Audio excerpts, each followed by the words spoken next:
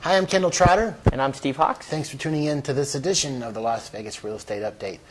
Today's update is going to be about an inquiry that we had from one of our viewers. It's about builder contracts. Steve got the email a few days ago. Well, Steve, I'll let you bring it in and talk to him. Well, the email is quite long, so we'll paraphrase it. But basically, the couple bought a house. They're from California.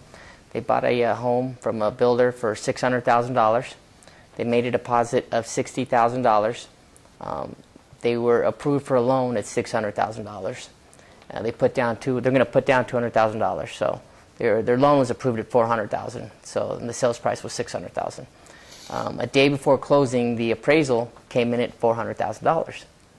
Ouch. Yeah, that's $200,000 less than the original sales price from the builder. Upon hearing this, the buyer obviously doesn't want to pay that $600,000. So the seller said the builder was willing to reduce it to $520,000. That's still $120,000 above the appraisal. So the builder still expects the buyer to close on the house, even though at $120,000 above the appraisal. Right. So now the buyer said they would pay 5% above the appraisal, which would be $420,000, which I still would not recommend doing. I don't know why they would even say that. But. Yeah. So then that would make their loan $320,000, and this offer was relayed to the seller. The seller hasn't responded yet, and the question that the couple from California is the seller in default and obligated to refund the deposit? And that would depend a lot on what's in the contract that the buyer signed. A lot of these builder contracts are pretty rock solid in their favor. Right. They're pretty one-sided. And we're seeing that a lot right now with the condo hotel thing. It doesn't matter. It doesn't matter if it's appraised or not. You got to pay the amount that the original sales price was, and they're not refunding their earnest money. Those contracts are pretty ironclad. The builder contracts of single-family homes are a little bit different, depending on what builder they went to. It sounds to me that if it's one of those ironclad contracts, then obviously the buyer they're not going to get their deposit back, their $60,000. What's in question, Steve and I were talking off camera about this, is why this particular buyer put so much earnest money down.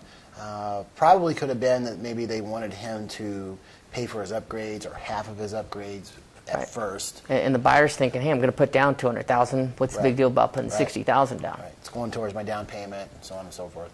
Now that his house is worth 20% less than what he bought it for, and typically for anybody that hasn't ever bought a new home, this happens because he probably put this in escrow, walked into the model homes 6-8 months ago, and because it takes the builder that long to build the house, so you don't actually close on it until it's built. So maybe the value was $600,000 8 months ago, whenever he started this process. But now, obviously, the value's down, and he's worried that the builder is going to force him to close. Right.